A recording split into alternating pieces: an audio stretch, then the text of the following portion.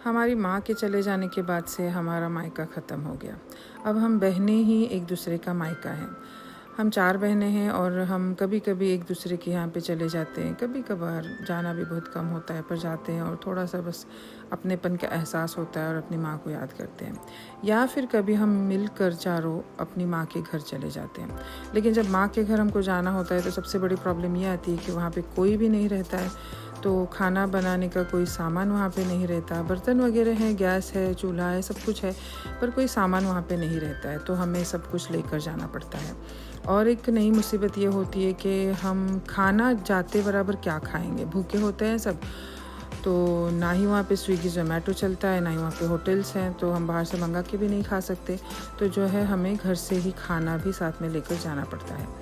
तो इस बार हमने डिसाइड किया कि हम चारों एक एक डिश बना लेंगे और वहाँ जाके आराम से फिर खा लेंगे। तो मैंने चूज़ किया कि मैं ड्राई चिकन बना लूँगी। तो बस मैं एकदम इसे ड्राई बनाना चाहती थी, इसलिए मैं वो यूज़ कर रही हूँ।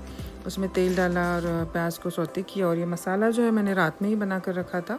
इसमें सौंफ जो है वो ज़्यादा डाला है मैंने, फिर धनिया है, गरम मसाला, ज़ीरा और हल्दी, फिर जिंजर गार्लिक, हरा धनिया और मिर्ची, इसको फाइन सा पेस्ट किया था। इसको थोड़ा भूनने के बाद, तेल छूटने के बाद हल्दी डाली है। और ये जो मसाला है ये सिर्फ चिली पाउडर नहीं है, इसमें सारे मसाले होते हैं। जो मेरी पहले वीडियो देख चुके हैं उन्हें पता है, सारे मसाले होते हैं इसमें। तो इन सबको भून के फिर चिकन को जो है मैंने कुकर में लगाया था, जिंजर गार्लिक पेस्ट, हल्दी और नमक के साथ। उसे बस 2 सीटी लगा ली थी, मतलब 80% उसे मैंने कुक कर लिया था। अब बस इस मसाले में मैं उसे और 20% कुक कर लूँगी और ये ड्राई हो जाएगा और बस ये डन है। इस बार गांव में बहुत सारी स्टोरियाँ सुनी, बहुत सारे जोक सुने, ऐसी ऐसी कहानियाँ सुनी जो शॉक भी करने वाली थी और मज़ेदार भी लगी। कई चीज़ें ऐसी बाहर आई और अपनों के कुछ अलग से रंग देखे, बहुत कुछ एक्सपीरियंस किया इस बार गांव में। और मैं चाहूँगी कि मैं ना अपने हर वीडियो में आपको एक एक नई नई स्टोरी सुनाऊँ। तो इस बार जो है मैं एक इंसिडेंट बताना चाहती हूँ जो सच्ची घटना पे आधारित है। हम लोग ना काफ़ी टाइम पहले ना हमारे गांव साइड में ही एक शादी में गए थे, अपनों की शादी में गए थे। तो जैसे हम लोगों ने गाड़ी पार्क की, मैं किसी और तरफ निकल गई और मेरी बेटी जो है, वो होती है ना बदतमीज़ आंटियाँ जिनका दिमाग नहीं चलता पर ज़बान बहुत ज़्यादा चलती है, उस किस्म की आंटी से टकरा गई। तो भरी महफिल में, पूरे भरे हुए हॉल में मेरी बेटी से कह रही है, अल्लाह तुम्हारी गाड़ी तो हमारी गाड़ी से छोटी है।